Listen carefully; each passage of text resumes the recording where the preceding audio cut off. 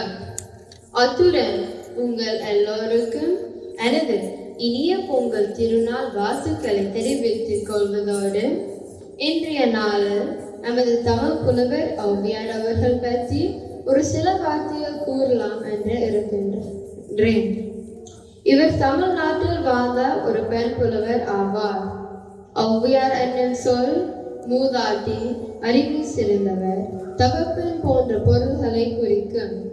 இவர் ஊர் ஊராக சென்று மக்களுக்கும் மழலைகளுக்கும் தேவையான நீதி நூல்களை இயற்றி உலகுக்கே வழிகாட்டியாக விளங்கியவர். ஆத்திசூடி, கொன்றை வேந்தன், மூதுரை, நல்வழி போன்ற நீதி நூல்களை இயற்றியுள்ளார். இவரது நூல்கள் மிக எளிமையான முறையில் அறக்கருத்துக்களை கூறுகின்றன.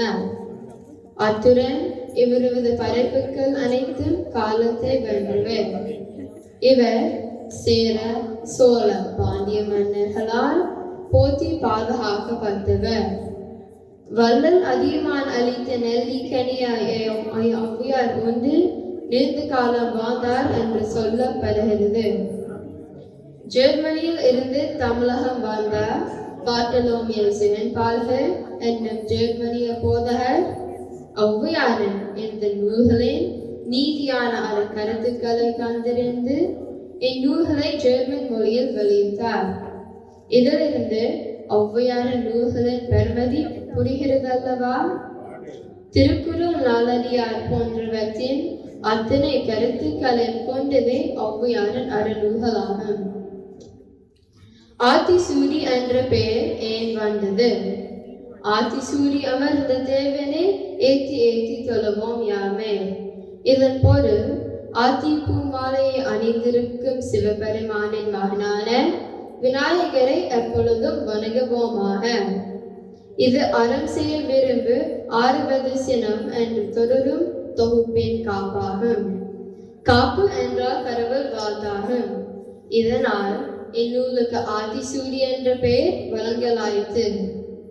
இதை போல் கொன்றை மாலை சூடிய சிவனின் மகனான பிள்ளையாரை தினமும் நினைப்போமாக என்று கூறும் காப்பு செய்யுளை அன்னையும் பிதாவும் முன்னறி தெய்வம் ஆலயம் தொழுவது சாலவும் நன்று என்று கூறும் சொற்தொகுதியின் காப்பாக்கினார். இதனால் அதற்கு கொன்றை வேந்தன் என்ற பெயர் சூட்டப்பட்டது. இதை போல் வாக்குண்டாம் நலமெனவுண்டாம் என்று தொடங்கும் வெண்பா காப்பின் தொகுதி நூலை நன்றி ஒருவருக்கு செய்த கால் என்று தொடங்கும் மூதுரையாகும்.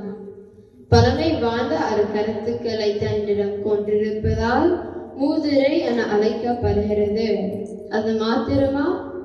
பாலம் தெளித்தேனும் பாகம் பரப்பும் இவை என்று தொடங்கும் காப்பின் தொடரை புண்ணியமா பாவம் போன செய்த அவை என்று தொடங்கும் நல்வழி நூலாகும்.